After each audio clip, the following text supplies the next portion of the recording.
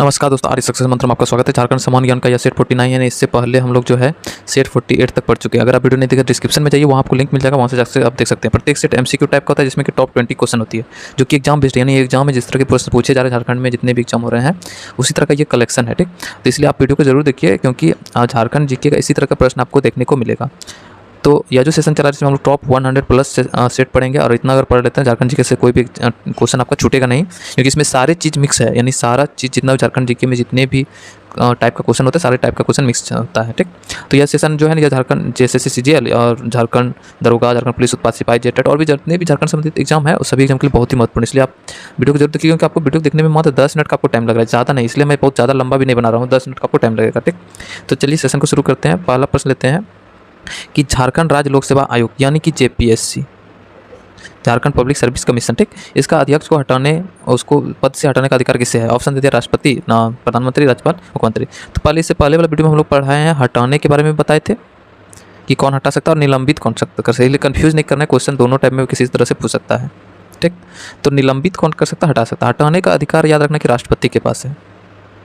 किसको? झारखंड राज्य कोई भी राज्य का जो लोक सेवा आयोग जो होता है उसका अध्यक्ष को हटाने का अधिकार राष्ट्रपति के पास। और निलंबित कौन कर सकता है? तो राज्यपाल, ये राज्यपाल। ठीक, इसलिए कंफ्यूज नहीं करना है, निलंबित और हटाना अलग अलग चीज़ हो गया। निलंबित यानी कुछ दिन के लिए उसको सस्पेंड कर देना पद से, तो वो निलंबित करना यानी वो राज्यपाल कर सकता है और हटा सकता है कौन? राष्ट्रपति। ठीक, तो इसका आंसर क्या हो जाएगा? ए नंबर आंसर सही होगा, राष्ट्रपति। नेक्स्ट प्रश्न पर आते हैं। दूसरा प्रश्न कि ठाकुर विश्वनाथ सहदेव और पांडे गणपत राय को अप्रैल 1858 ईस्वी में झारखंड के किस स्थान पर फांसी दी गई थी? ऑप्शन दे दिया है जिला स्कूल के द्वार रांची में, मोहराबादी चौक रांची में, टैगोर हिल रांची, प्रभात तारा मंदिर रांची। ठीक, तो ठाकुर विश्वनाथ सहदेव और पांडे गणपत राय को जो है ना जिला स्कूल के द्वार पे फांसी दिया गया था, जो कि रांची में, रांची का जिला स्कूल जो है उसी के द्वार पर दिया गया था, यानी ए नंबर आंसर सही हो जाएगा। तीसरे प्रश्न पर आते हैं कि 32वीं इन्फेंट्री रेजिमेंट का मुख्यालय झारखंड के किस स्थान पर है? ऑप्शन देगा स्मार, नवाटोली, रोहिणी, करमाडी। ठीक, तो रोहिणी जो है ये देवघर में है, एक गांव है जहां से 1857 का विद्रोह प्रारंभ हुआ था। झारखंड में जो विद्रोह प्रारंभ हुआ था वो रोहिणी से हुआ था। रोहिणी कहाँ है? देवघर में। तो ये 32वीं इन्फेंट्री रेजिमेंट का मुख्यालय भी यहाँ कहाँ है? रोहिणी में, यानी सी नंबर आंसर सही हो जाएगा। ठीक, अगले प्रश्न पर आते हैं। चौथा प्रश्न कि रोहिणी ग्राम के स्थित देसी स्थल सेना की 32वीं इन्फेंट्री रेजिमेंट किसकी कमान में थी? यानी इसका जो कमान किसके हाथ में था? ठीक, ऑप्शन दे दिया है मैकडोनाल्ड, मेजर बरोसी, ग्रांड टेलर। तो 32वीं इन्फेंट्री रेजिमेंट का जो कमान था वो मैकडोनाल्ड के पास था, यानी ए नंबर आंसर सही हो जाएगा। नेक्स्ट प्रश्न पर आते हैं कि हजारीबाग में विद्रोहियों का नेता कौन था? 1857 का जो विद्रोह हो रहा था उस समय हजारीबाग में जो विद्रोहियों का नेता कौन था? ऑप्शन में देते हैं प्रताप शाही, योगेंद्र शाही, अजय शाही, सुरेंद्र नाथ। तो सुरेंद्र शाही जो है ना यही हजारीबाग में विद्रोहियों का नेता था। ठीक, डी नंबर आंसर सही हो जाएगा। छठे प्रश्न पर एक ताम्रपत्र पर झारखंड शब्द का उल्लेख मिला है, यह ताम्रपत्र किस शताब्दी का है? ऑप्शन देते हैं 11वीं, 13वीं, 12वीं, 14वीं। तो ताम्रपत्र जो झारखंड जिसमें झारखंड शब्द का उल्लेख है यह 13वीं शताब्दी का। ठीक ना, सी नंबर आंसर सही हो जाएगा।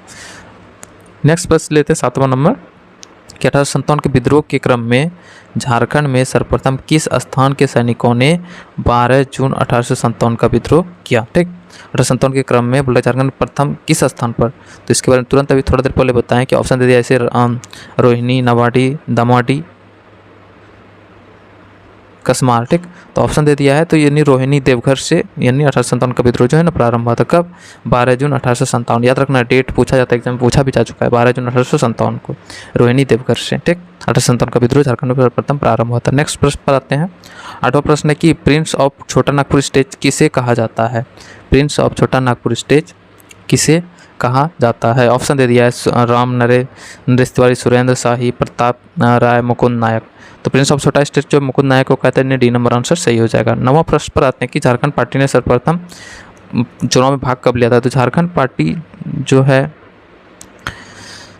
इसका स्थापना 1950 में हुआ था। ठीक, झारखंड पार्टी का इसका जो है चिन्ह, चुनाव चिन्ह क्या था? मुर्गा छाप। चुनाव चिन्ह मुर्गा छाप।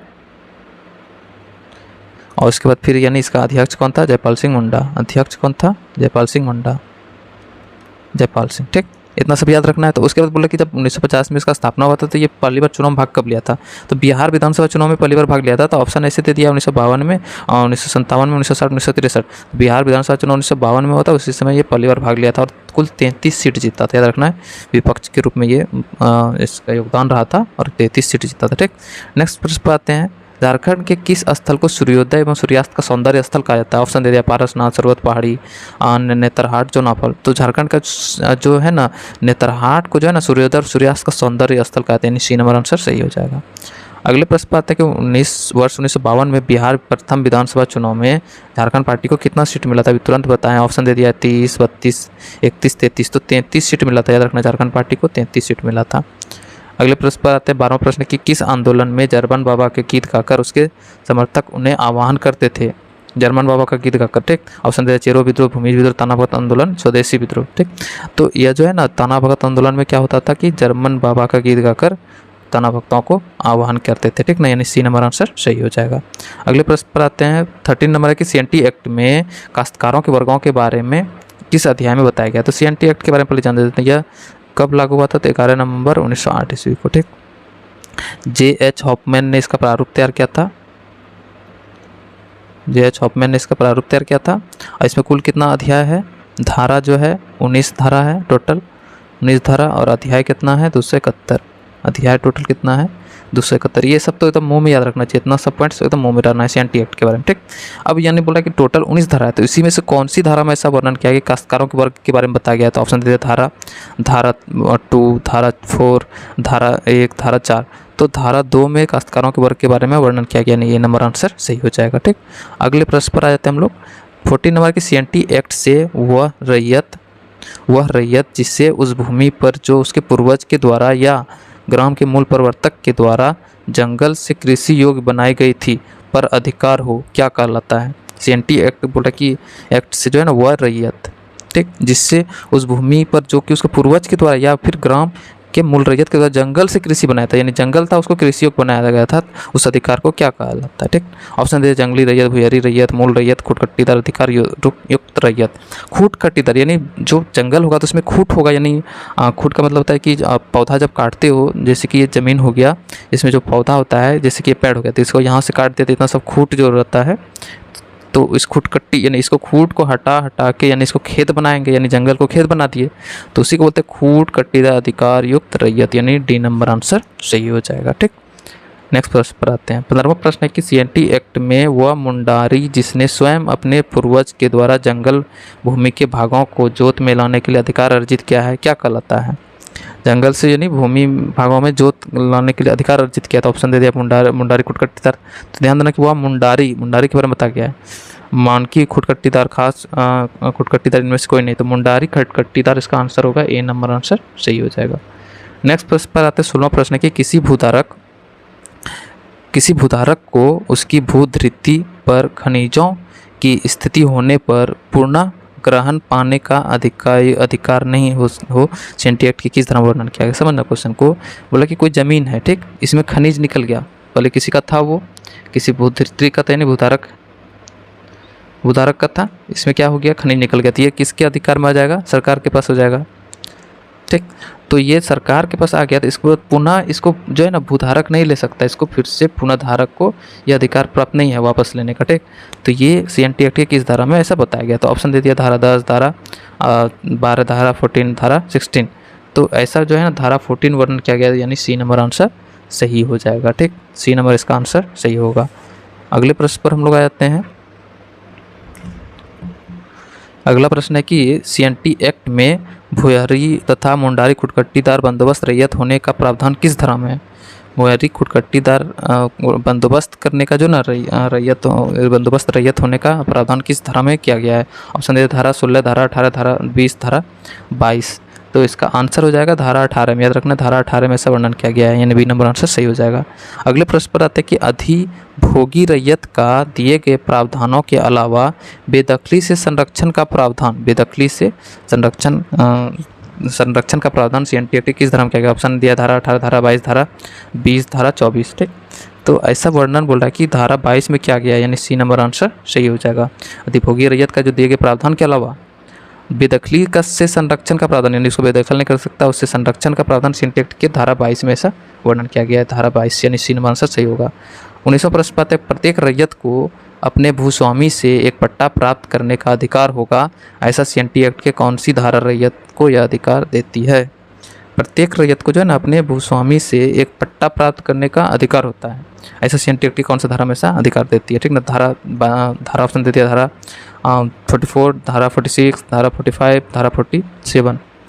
तो ऐसा वर्णन जो है धारा 44 में किया गया है, यानी ए नंबर आंसर सही हो जाएगा, ए नंबर आंसर सही होगा।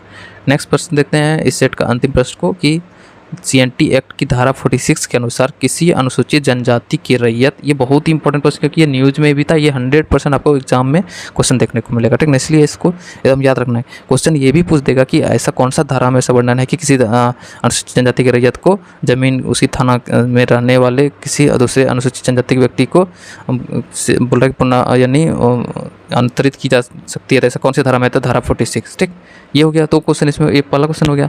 अब इसमें क्वेश्चन कर रहा है कि किसकी पूर्वानुमति से अंतरित किया जा सकता है किसी अनुसूचित जनजाति की जमीन? मान लो कि ये 2 आदमी का जन्म होते हैं, एसटी का जमीन है, ठीक ना, तो ये एसटी की ज़मीन है और ये पूरा जो थाना, एक थाना में ही दोनों आ रहा है, एक ही थाना क्षेत्र में दोनों ज़मीन आ रही है, एक ज़मीन है एक ज़मीन है, ठीक। तो बोल रहा है कि जो किसी अनुसूचित जनजाति की रैयत ज़मीन उसी थाना के क्षेत्र के रहने वाले दूसरे अनुसूचित जनजाति के व्यक्ति को किसकी पूर्वानुमति अंतरित, मतलब कि ये ज़मीन इसको दे सकता है इस आदमी को, तो ऐसा किसकी, यानी एक ही थाना के अंदर होना चाहिए, ऐसा किस, यानी इसके लिए किसकी अनुमति चाहिए? ऑप्शन दे दिया है राज्यपाल, मुख्यमंत्री, उपायुक्त, राजस्व अधिकारी। तो उपायुक्त की अनुमति जरूरी है, यानी सी नंबर आंसर सही होगा। ये था टॉप 20 क्वेश्चन। आपको कैसा लगा आप कमेंट बॉक्स में जरूर बताइएगा। फिर से नए सेट के साथ फिर हाजिर होंगे, तब तक हंसते रहिए, मुस्कुराते रहिए, तब तक आर्या सक्सेस मंत्रा के हर एक वीडियो को धन्यवाद। जय हिंद।